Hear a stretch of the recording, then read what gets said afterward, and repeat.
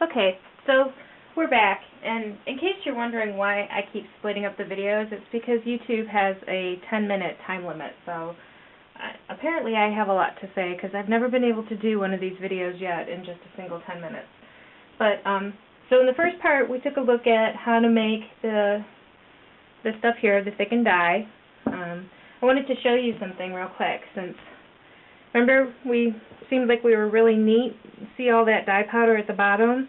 That's why you really have to be careful, because if you don't try to contain it, like in a container like this, then you end up with that all over your house, all over you, all over your clothes, all over everything. So a little bit of caution goes a long way. So what we're going to talk about now is printing. This fabric here has been soaked in soda ash solution. And soda ash is a white powder which you can get from Pro Chemical and Dye or Dharma. And you mix it with water.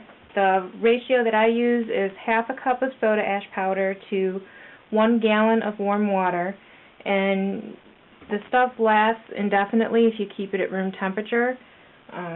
So what it does is it helps fix your dye on your fabric. If you don't use it, your dye is going to fade and won't look as vibrant. So it's kind of a necessary evil. The stuff is really is a real irritant, especially, like, I have a really hard time with it. If I get even just a tiny bit on my skin, I itch for a long time and I have problems with it. When I work with that stuff, I tend to use more heavy-duty gloves like this, and I actually have a pair for the soda ash solution that come almost, the really long gloves, because I just don't want that stuff on me at all. And it's another instance where you definitely need to use one of these.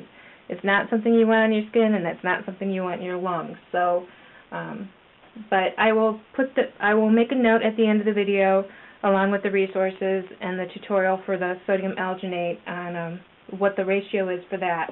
What I do is, after you mix it up and you have it, I just toss fabric into it and let it sit for about 15-20 minutes, wring the fabric out, and air dry it. Don't put it in the dryer because you can scorch your fabric, and you really don't want that stuff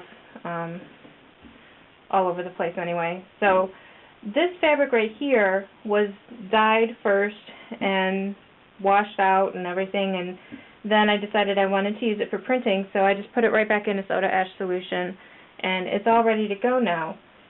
So what we're going to do is we're going to take a Thermofax screen, and we're just going to put it down over the fabric. And this particular method of printing, you need to use the more traditional method, which is putting whatever you're printing with in the well. The well is this area of the screen that has no openings in it, meaning that it's completely solid. We can put the paint down there. It's not going to go through the screen. So we're going to do that, and I recommend trying to find some kind of squeegee that is about the same size as your image. It can get a little bit messy if you have to make multiple pulls on it. This is actually this is a UDO squeegee. That's that screen printing system that Joann's is selling. It's pretty good. I like them. It's a good size. It's the same size as my image. So there's a lot of tools out there that you can get pretty readily now. You also need another cup, another spoon, and you're ready to go. So we are going to take our extremely red dye mixture, which, no clumps, no nothing, it's all ready to go. This stuff is fluid, so it's not like the paint where I show in my basic screen printing video that you can just squirt it right across the image, and I mean, hypothetically, you could just walk away from that stuff and it's not going to go through because it's thicker. This stuff is thinner. Once it hits the open areas of the screen, it's printing. So you need to kind of, once you start, you need to go through with it. Don't mess around, just go with it. So we're going to take it, and we're going to not do that, put it on the fabric, but you're going to spoon it onto the well, and then you're going to take your squeegee. You want this cup ready because when you get to the bottom, past your image where you're printing, you want to be able to scrape it off the squeegee onto something, you can use it again, but you need to get it somewhere because it just is going to keep spreading everywhere. So, here we go. Hold the screen down, take the squeegee, and away we go. If you kind of flick your wrist, you get some of that dye. Never goes smoothly, but you roll with it. Get up this dye.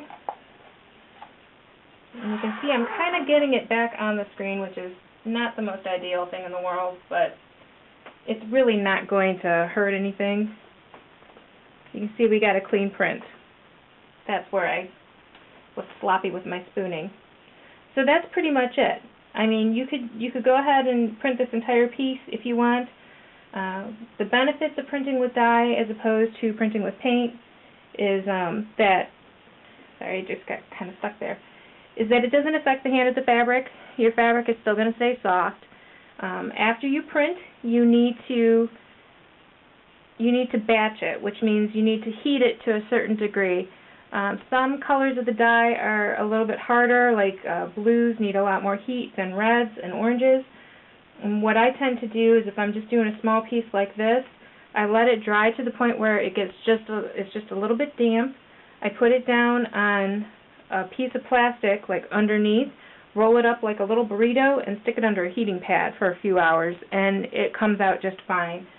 I'm trying to think. I think that's pretty much it. Oh, I know what I wanted to show you. This is an example of the fabric that I sent to Quilting Arts when I did my article, and it's repeat printed with thickened dye and blue, and I batched it underneath a heating pad. You really need to do that. The heat helps set the dye, and it's a pretty easy thing to do. So, like most things, the prep work is the most difficult part, but the actual printing part is super simple. So I hope that helps, and I hope you'll give it a shot, and I will see you again soon. Thank you.